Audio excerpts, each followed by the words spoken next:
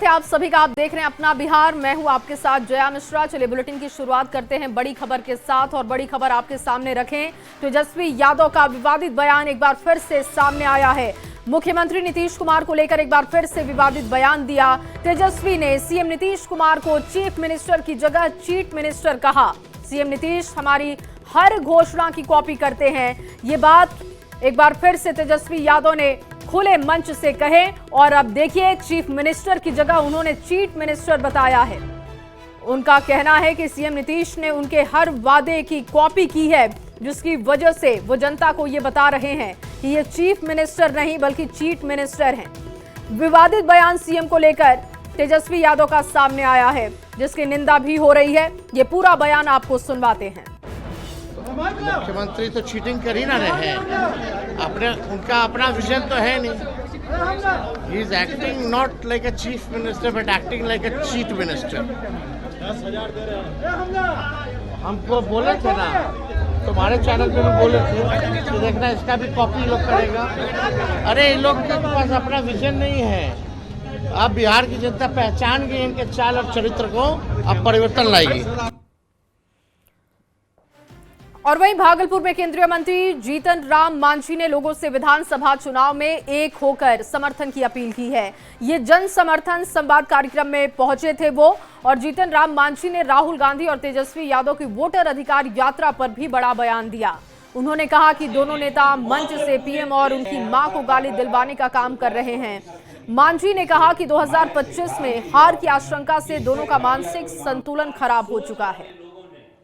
मंच से माइक से गाली दिलवाते हैं, इससे घटिया कोई काम हो नहीं सकता है। जो कर रहे हैं वो कोई मानसिक संतुलन वाला आदमी नहीं कर सकता है, वो पागल ही आदमी कर सकता है। इसलिए राहुल गांधी और हमारे तेजस्वी प्रसाद दोनों पगला गए हैं ये सोच करके कि 2025 में उनको तो पूछने नहीं जा रहा है। और वहीं बिहार विधानसभा चुनाव में एनडीए के पांचों दलों के बीच 15 सितंबर तक सीटों का बंटवारा हो जाएगा, ऐसी जानकारी मिल रही है। एक हफ्ते के अंदर बैठकों का दौर शुरू हो जाएगा। हिंदुस्तानी अवाम मोर्चा सेक्युलर के राष्ट्रीय अध्यक्ष संतोष सुमन ने ये जानकारी दी।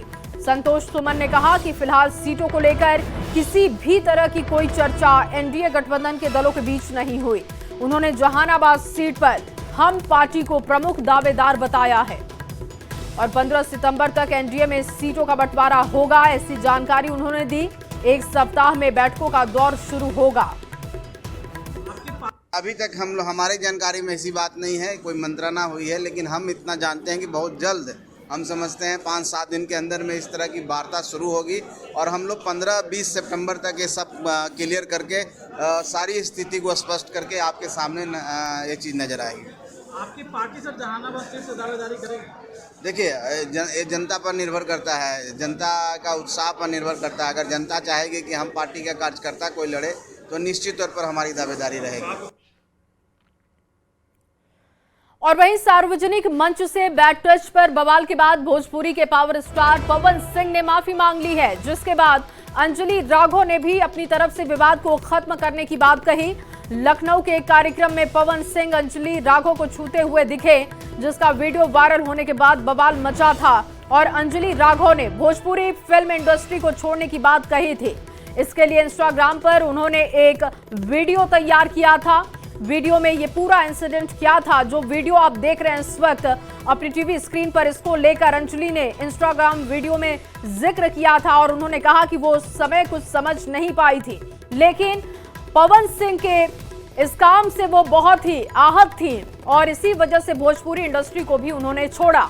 इसके बाद पवन सिंह ने सोशल मीडिया प्लेटफॉर्म इंस्टाग्राम पर माफीनामा लिखा, अपना पक्ष रखा। उनका कोई गलत इरादा नहीं था और उन्हें तकलीफ हुई, इसके लिए वो माफी मांगते हैं। पवन सिंह ने बैड टच के लिए माफी मांगी, ये आपको दिखा रहे हैं। देखिए, बैड टच पर पवन सिंह का माफीनामा सामने आ चुका है। अंजलि जी व्यस्त था और इस वजह से, व्यस्त शेड्यूल होने की वजह से आपका लाइव देख नहीं पाया।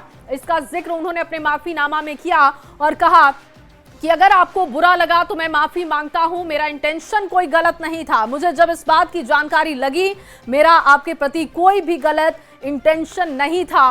वो पूरी घटना का जिक्र करते हुए अपने माफीनामा में आगे कहते हैं, क्योंकि हम लोग कलाकार हैं और इसके बावजूद अगर आपको बुरा लगा, आप आहत हुई, तो उसके लिए मैं माफी मांगता हूं।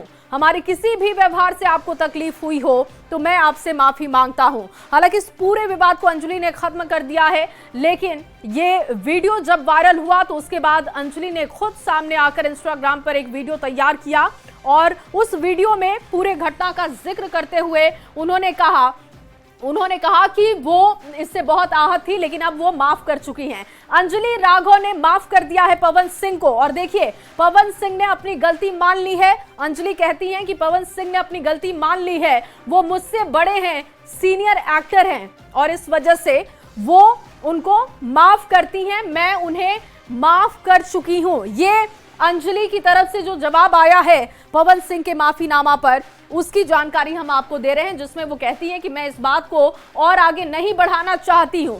अंजलि राघव ने ये पोस्ट करते हुए जानकारी दी कि वो इस पूरी बात को अब आगे नहीं बढ़ाना चाहती। जो कुछ भी हुआ उस पर पवन सिंह ऑलरेडी माफी मांग चुके हैं और अब इस विवाद को वो खत्म करती हैं। और चलिए आगे बढ़ते हुए पटना से आपको बड़ी खबर दें। छात्रा की जलकर मौत मामले में एक्शन हुआ। अमलाटोला मध्य विद्यालय में 5वीं कक्षा की छात्रा की जलकर मौत मामले में एक्शन। प्रभारी प्रिंसिपल निलंबित किए जा चुके हैं। पहले प्रिंसिपल को भी निलंबित किया गया था। नियमित प्रधानाध्यापिका ने घटना के दिन खुद के छुट्टी में होने का हवाला दिया था। उन्होंने कहा था कि वो छुट्टी पर थी, लेकिन जिला प्रशासन ने माना कि अवकाश में रहने के बावजूद विद्यालय के संचालन की अहम जिम्मेवारी नियमित प्रिंसिपल की थी। जब जिला प्रशासन ने दोनों को निलंबित किया तो देखिए उसके बाद ये जानकारी दी गई है। अहम जिम्मेवारी जो थी वो नियमित प्रिंसिपल की ही होनी चाहिए थी और लापरवाही की वजह से ये देखिए एक्शन हुआ है। आपको बता दें कि स्कूल में जलने से 5वीं क्लास की छात्रा की मौत हुई थी। प्रिंसिपल को भी अब निलंबित किया जा चुका है।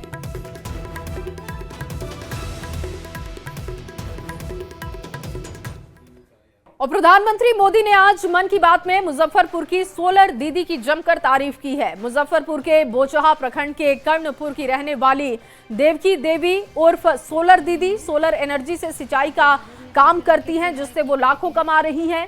कभी हालात ऐसे थे कि परिवार 2 वक्त की रोटी के लिए भी संघर्ष कर रहा था, लेकिन आज वो सौर ऊर्जा से सिंचाई कर सैकड़ों किसानों की मदद कर रही हैं, खुद भी अच्छी आय अर्जित कर रही हैं। उनकी ये कहानी न केवल आत्मनिर्भरता का उदाहरण है, बल्कि ग्रामीण महिलाओं के लिए प्रेरणा का स्रोत भी है। सोलर दीदी देवकी दीदी से बात की संवाददाता प्रियांक सौरभ ने, उनकी पूरी बातचीत आपको सुनवाते हैं। भारत के प्रधानमंत्री नरेंद्र मोदी ने आज अपने मन की बात के दौरान मुजफ्फरपुर के बोचहा की रहने वाली सोलर दीदी यानी देवकी देवी के कार्यों का जिक्र किया।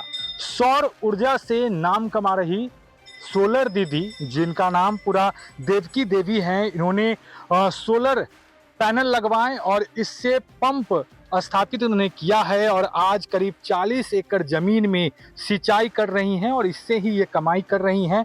आज प्रधानमंत्री नरेंद्र मोदी ने भी आपकी तारीफ की है मन की बात के दौरान। आपने सुना कि नहीं सुना? हम सुन लिया है। क्या कह रहे थे मोदी जी? मोदी जी बतबैत रहलखिन तो हमरा बहुत खुशी होलै है।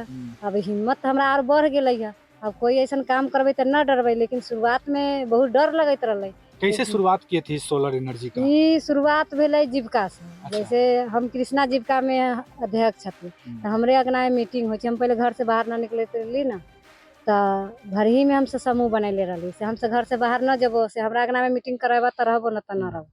तो वो सीएम बना देलखिन, तो हमरे अगना में मीटिंग। तो सीएम बतलखिन से अथी रौदा से चले वाला सोलर पैनल आयल है, से खेत में पानी पटै छै। तो हमसे कहलिए रौदा से कौन चीज चले वाला है, नहीं चले वाला। तो घर वाला के बतलिए, तो घर वाला कहे लगल से ठग ठुग वाला हो, तो ये सब चक्कर में न रही। हम बोले जीविका में थोड़ी ठग ठुग होई छै, तो ना वैसा के चक्कर में ना पड़िए।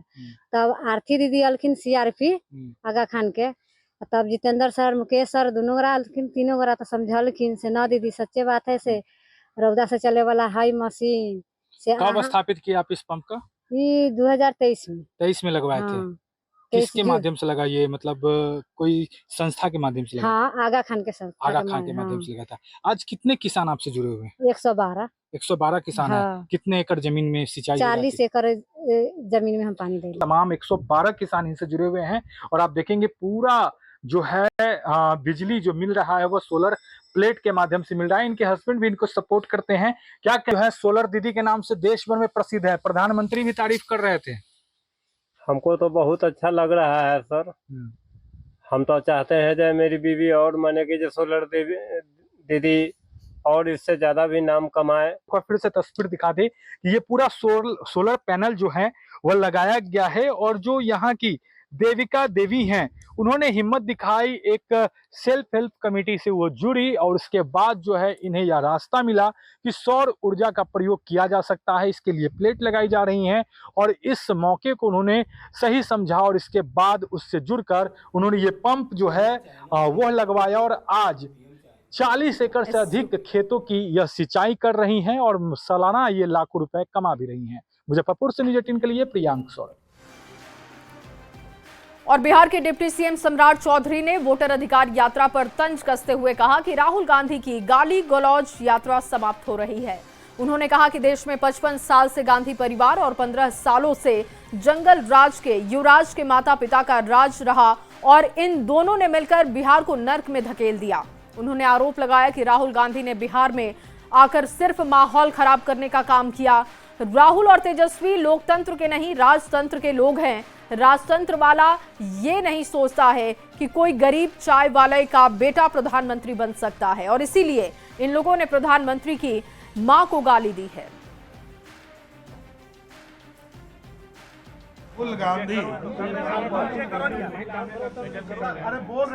राहुल गांधी का गाली गलौज यात्रा कल समाप्त होने वाला है, लेकिन मैं राहुल गांधी जी से जरूर प्रश्न करूंगा कि इस देश में 55 वर्षों तक आपके परिवार का राज रहा और यहाँ पर जो दूसरे युवराज हैं जंगल राज के, उनके माता पिताजी 15 साल राज किए। बिहार की जो सड़कों पर राहुल गांधी जी चले तो उनको तो आनंद आया होगा, लेकिन राहुल गांधी ने बिहार में आकर माहौल जरूर खराब किया। देश के यशस्वी प्रधानमंत्री नरेंद्र मोदी जी के मां को जिस तरह गाली गलौज उनके मंचों से किया गया, इससे यह स्पष्ट संदेश है कि ये लोग लोकतंत्र के नहीं हैं, ये लोग राजतंत्र के लोग हैं। और राजतंत्र वाला ये नहीं कभी सोचता है कि कोई गरीब चाय बेचने वाला का बेटा प्रधानमंत्री बने। और वहीं आरएलएम के राष्ट्रीय अध्यक्ष उपेंद्र कुशवाहा ने वोटर यात्रा को लेकर गांधी मैदान से होने वाले राहुल गांधी के मार्च पर निशाना साधा। साथ ही अखिलेश यादव के तेजस्वी यादव के मुख्यमंत्री बनने के बयान पर भी चुटकी ली। उन्होंने दावा किया कि एनडीए को 225 सीटें आएंगी। उपेंद्र कुशवाहा से बात की है न्यूज़ 18 संवाददाता आनंद अमृतराज ने, आपको सुनवाते हैं। देखिए, इनकी यात्रा जीरो से शुरू हुई थी और जीरो पर कल समाप्त हो जाएगी। कोशिश इनकी थी बिहार की जनता को गुमराह करके राजनीतिक लाभ लेने की, लेकिन कहीं से बिहार की जनता गुमराह होने वाली नहीं है। इस कोशिश में लोग सफल नहीं हुए, इसलिए कि जिस विषय को ये मुद्दा बनाना चाहते थे वो मुद्दा जनता की नज़र में है ही नहीं। एसआईआर, वोट की चोरी कहीं है ही नहीं। केंद्रीय गृह राज्य मंत्री नित्यानंद राय ने पटना में वोटर अधिकार यात्रा के दौरान प्रधानमंत्री नरेंद्र मोदी के खिलाफ आपत्तिजनक टिप्पणियों पर राहुल गांधी और तेजस्वी यादव को आड़े हाथों लिया। प्यार अधिकार यात्रा कल समाप्त होने वाली है। ये यात्रा नहीं था बल्कि घुसपैठियों को बचाओ, फर्जी मतदाता को रखो, इसी की यात्रा थी। प्रधानमंत्री जी के पूजनीय माता जी के विषय में हम सब जानते हैं कि जो एक माताओं में एक आदर्श माता है, उस माता को गाली दी गई। गाली गलौज बिहारियों को अपमान करने का, घुसपैठियों को संरक्षण देने का रहा। इसलिए इस यात्रा को बिहारी ने बिल्कुल स्वीकार नहीं किया है। पूरे यात्रा में अराजक स्थिति रही। और चलिए आगे बढ़ते हुए दरभंगा से आपके सामने बड़ी खबर रखें, जहां से हैरान करने वाली खबर आई। राहुल गांधी की वोटर अधिकार यात्रा के दौरान एक ऐसा वाकया सामने आया है जिसने सबको चौंका दिया है। आरोप है कि राहुल गांधी की सुरक्षा में तैनात सुरक्षाकर्मी रैली और रोड शो के बीच से ही एक युवक की पल्सर बाइक जबरन लेकर फरार हो गए और अब तक वो बाइक वापस नहीं आ सकी है। NH-27 हाईवे के बगल में मां दुर्गा लाइन होटल संचालित करने वाले बाइक मालिक शुभम सौरभ का दावा है कि उनके पिता अनिल राय की पल्सर 220 बाइक राहुल गांधी की सुरक्षा के घेरे में तैनात सुरक्षाकर्मी ने जबरन उनसे ली और उसे अब तक उन्होंने वापस नहीं किया। पीड़ित परिवार ने अपनी बाइक को खोजने के लिए यात्रा के गुजरने वाले कई जिलों में चक्कर भी लगाए, लेकिन बाइक का अब तक कोई पता नहीं चला है। यानी एक और वोट चोरी के खिलाफ आवाज बुलंद हो रही है, दूसरी ओर सुरक्षाकर्मी पर ही बाइक चोरी के आरोप लगे हैं। अब देखना होगा कि पीड़ित परिवार की गुहार पर प्रशासन क्या कदम उठाता है और कांग्रेस की ओर से इस पर क्या सफाई दी जाती है।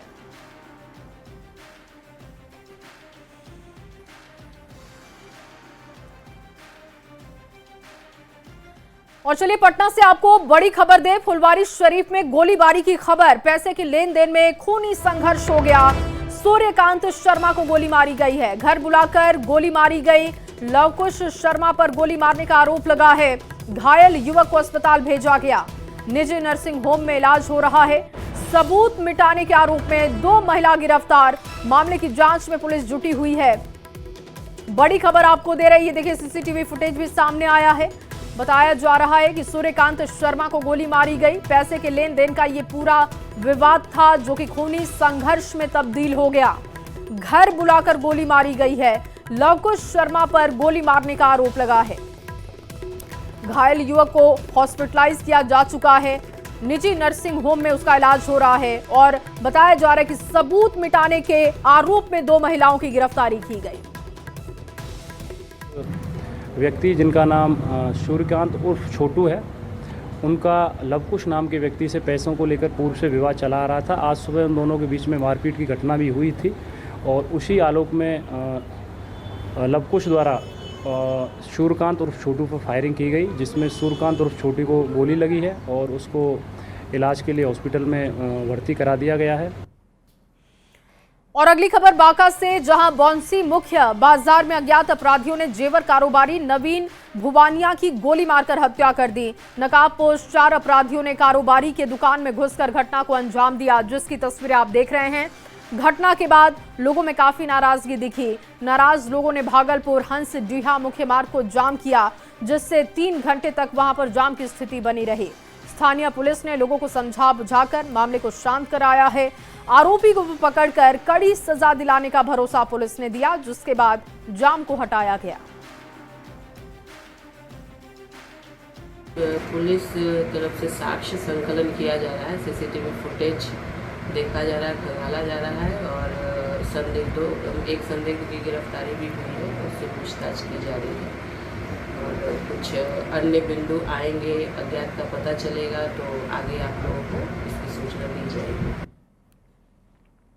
और वहीं इस घटना को लेकर कारोबारियों में आक्रोश है। घटना के विरोध में कारोबारियों ने पूरे बौंसी बाजार को बंद रखा। घटना के बाद से पूरे बाजार की रौनक गायब है। डरे हुए कारोबारी वर्ग पुलिस से सुरक्षा की मांग भी कर रहे हैं। साथ ही घटना को अंजाम देने वाले आरोपियों की जल्द गिरफ्तारी की मांग हो रही है।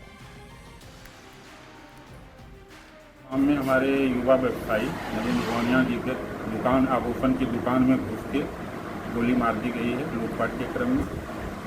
तो उसी के प्रतिशोध में जो है आज पूरे बौंसी बाजार बंद है और प्रशासन रोड जाम भी था हम लोग का 3 घंटे का, बट प्रशासन ने हम लोग को आश्वस्त किया है कि हम लोग 24 से 48 घंटे के अंदर। और चलिए इसी खबर के साथ इस बुलेटिन में बस इतना ही। आप बने रहिए न्यूज़ 18 बिहार झारखंड के साथ।